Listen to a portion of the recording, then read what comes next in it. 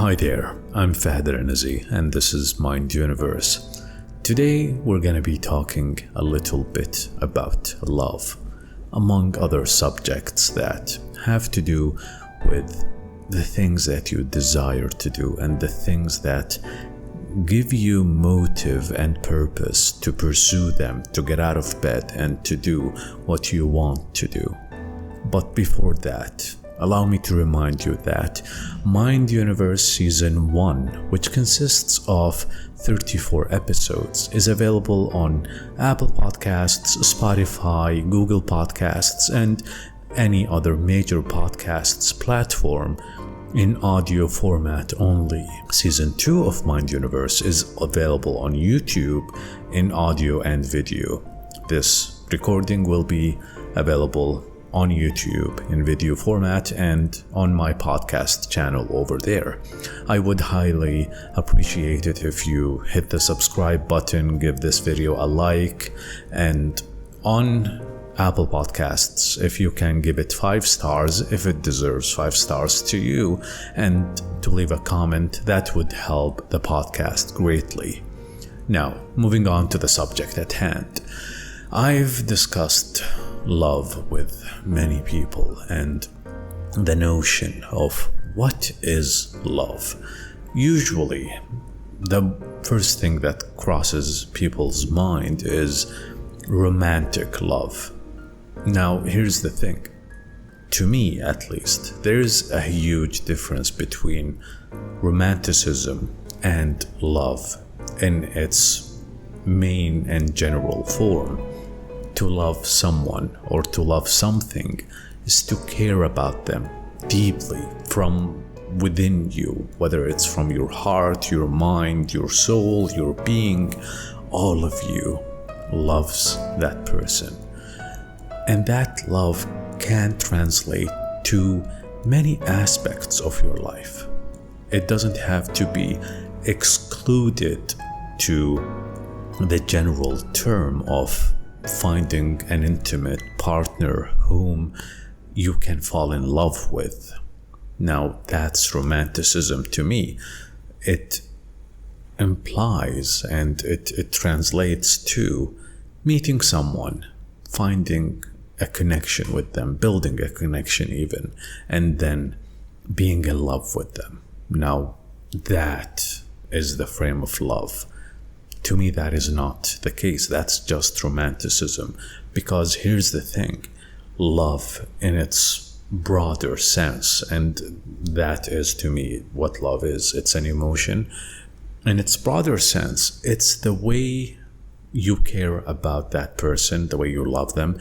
And love can have romanticism under it. You can be romantic, but romance alone does not engulf all of love. No, it's just a small part of it. So what does that mean? It means that to give love a small frame, which is romance, and to make it the string that holds a relationship is to misplace what love is.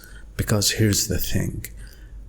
Love is a feeling and a strong one at that. It's an emotion that you project towards someone, yourself included. You can love yourself, and that's a good thing to do, to learn to love yourself.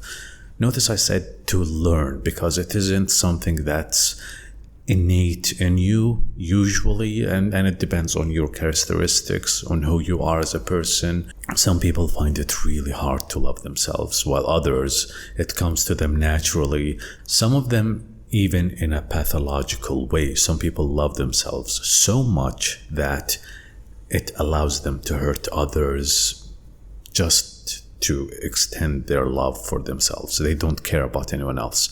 Now, so you can learn to love yourself. Now, when you love someone, it isn't something that is consistent, because an emotion, it comes and goes. You can feel love and then the next day you don't feel it as much, or you feel it isn't there at all. Sometimes it can be replaced by anger, resentment, hate, rejection, all the other spectrum of emotions that you have. And it comes and goes. It isn't something consistent. You can feel love now on a mediocre level, and then the next day it's less, the day after it's more. Sometimes it's gone for a while and then it comes back. So the emotion itself, it's pure, it's beautiful, it adds meaning to life. I would go to that extent and say that love gives life purpose and meaning. But again, its place is not to be the thing exclusively for romance and the thing that strings a romantic relationship together and holds it in place. And then when those strings they snap, you would have this relationship collapse to the ground. Now, I'll discuss the romantic relationship. I wouldn't even call it romantic. I will define the intimate relationship in a minute. But first, let's discuss love. Now, you can feel love for your family, for your parents, your siblings, your friends, your children even. Obviously, I don't know why I said even, but if you don't have children and one day you might, then you would love them as well. So that whole thing, it is all under the umbrella of love. You can love everyone in the world, but that's not realistic. You can only love a few people, genuinely at least. You can find it easy to say, I love you guys, when people are being nice to you and loving and caring and supportive. In that frame, you would, for example, say, I love my supporters, my fans, my followers, when it's social media, for example. So that does fall under love, but it's not the same intimate love that you would give to those individuals that you care about, and even things you care about. You can love an object. Now, let's go back to the intimate relationship, which, again, I said you cannot have love be the thing that's holding it in place. And it came to me intuitively when I said love holding the relationship with strings, rather than saying love is the foundation that a relationship is built on. Because again, I didn't even think too much about this example or this metaphor when I said it isn't a foundation, it's something that's like a ceiling holding it. Because a relationship needs a stronger foundation, and love is not a foundation. It's something that is present in the relationship. It's valuable, it's essential, you need it. Without it, probably a relationship wouldn't last. Perhaps it wouldn't even start to begin with. A relationship, an intimate one, it needs so many other elements, essential, fundamental ones, including love. It needs a deep connection, a capacity to communicate and also understand the communication that's going. It needs trust. It needs commitment. Now, again, this is the first time I mention it. Commitment and the desire for intimacy are two different things. It's beautiful to desire a relationship, but usually people fear commitment, because when you desire intimacy and you desire a relationship, you want the beautiful parts of it. So when you say you can eat your cake, but you need to have it too, I don't even know if this applies here. So when you desire a relationship and you fear the commitment, then you're like, hey, no, I just want to have the fun part. I don't want to commit to it. I just want to have fun. So, and that's not always the case. Usually people with a healthy approach to these things wouldn't have as much fear of commitment. Like, they would review it, you would think about it, you would be like, hey, do I want to commit? Is this worth it? And then you'd be like, no, I don't see myself committing, so the relationship fun part is not worth it, and then you'd be honest with yourself and with the other person. But there are people who want the fun part without the commitment. And the commitment entails with it pros and cons. The pros being you're going to have someone who will be there during the good and the bad, someone who cares about you at your best and your worst, someone who will choose you even when there will be other options for them. That's the pros. The cons is you're not going to be able to play with others anymore. You're not going to be going to parties. No, you're going to be hanging out with this one person. You're not going to be hanging out with 20 other people. But even the thing that you're giving up for this has pros and cons. The pros is it's more fun. It's more interesting. It's more exciting. But the cons, none of those 20 people will be there during the bad, when you're not at your best, when you're feeling low, when you're feeling insecure and you don't know what the future holds, and maybe you go through some tragic event. None of those people will be there, but the commitment, that will be there. You will be helping each other. And so an intimate relationship has in its foundation so many things other than love. Love is included. Again, to say love is the ceiling with the strings does not mean it isn't as valuable as the underlying foundation, because imagine building a house with no roof. You cannot live there.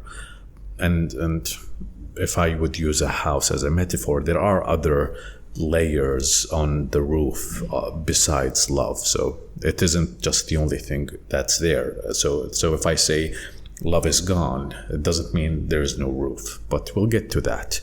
So in an intimate relationship, you have we said commitment. You have a connection. You have an understanding. You have mutual interests, mutual goals. You have respect. You cannot love someone you don't respect. Can you respect? Yeah, you can respect someone you don't love, but you cannot love someone you do not respect. I could be wrong, but that's the way I see it and think it. If I happen to, in the future, think that this is wrong, I'll update this and I'll change my mind. And that's another thing.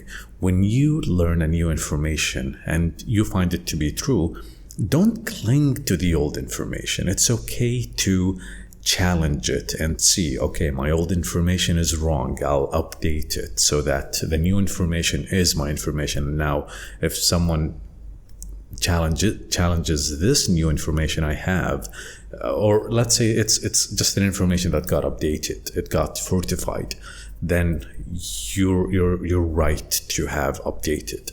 Anyway, so for now, you cannot respect someone, you cannot love someone you don't respect.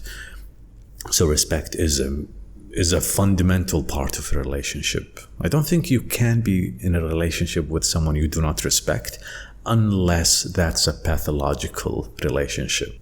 An abusive relationship would be where one person is a narcissist and the other is the victim of narcissism. So trust me, this is not one that either side is pleased in it. So yeah, that's a relationship where there is no respect, but it's a very terrible one. You do not want to be in it. If you are in it, I mean, get out. So anyway, so what would happen if love is gone from an intimate relationship? Now here's the thing. It isn't the same way romantic depictions show it to be. When love is gone, it isn't gone for good. Even if, and we'll get to that in a minute. So you love someone, you've been together for a long time, you've built a connection, there's history between you. And I'm not saying when love is gone, no, stay there no matter what. No. It isn't that simple. So when the love is gone, it can come back. And there are other things. You cannot just dismiss everything else just because, hey, love is gone. So what about the respect, the communication, the connection, etc.? When love is gone, it's the same way you feel towards yourself, your family, your friends. Think about anyone, even your pets. Maybe some people cannot not love their pets no matter what. So think about all the relationships in your life, including yours with yourself. Do you always love them, yourself included? Is love always there? I would challenge you to tell me if the answer is yes. But I think that is not the case. You can find other days when you just don't want to deal with them. You don't want to deal even with yourself. You're like, I don't love them. They're annoying. Ugh, I hate the way they sound. I hate the way they talk. I hate the way they do the things that they do. So love isn't always there. It comes and goes. Now, again, it can be argued that there's a difference between the love that I just mentioned, which is I don't feel like dealing with that person, and the deeper I care about them, they matter to me kind of love. Even that goes and comes back. It's natural, it's normal, although it's not pleasant.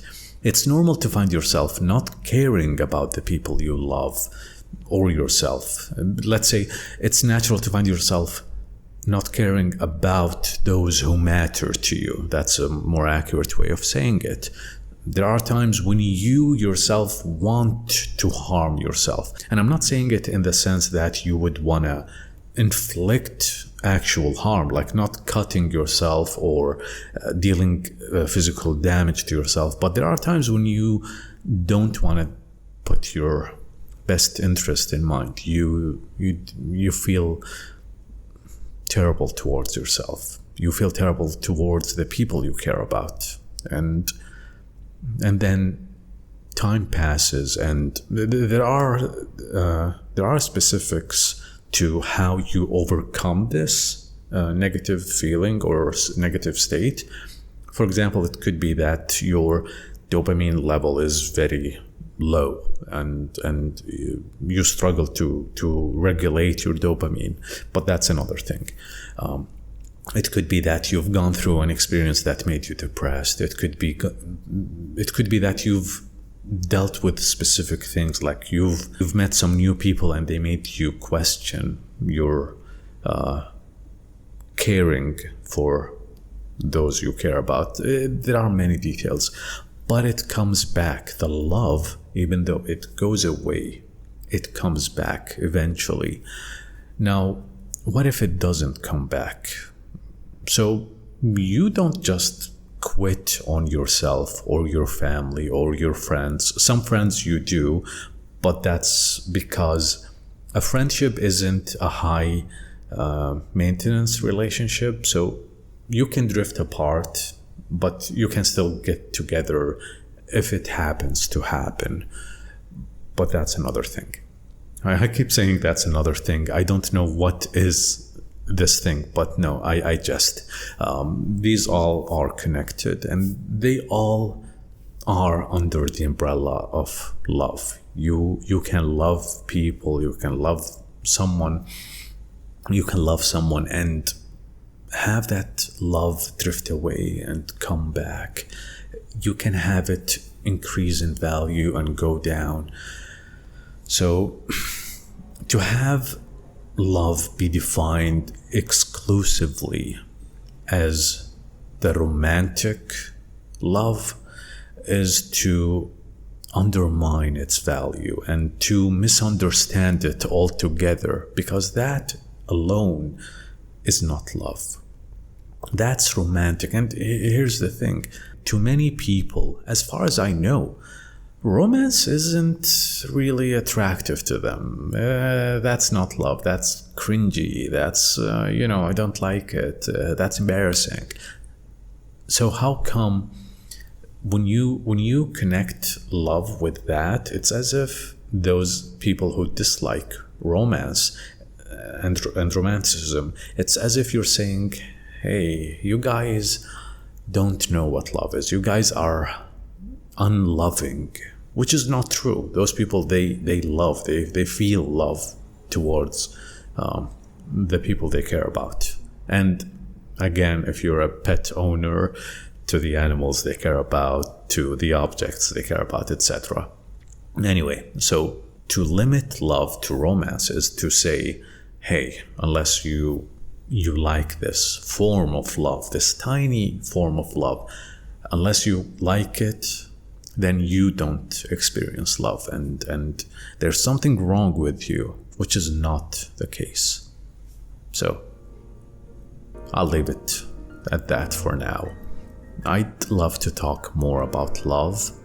I'd love to talk more about love. And hopefully I will. I just decided to do this light episode, talk about something that I believe we all experience. And one more thing. I think often about how love is fundamental to life, and love gives your life meaning. It gives all of our lives meaning. Share your thoughts with me about love. What do you think? Leave a comment. Let me know. And I hope you have a wonderful and loving time. So take care, and I'll talk to you next time.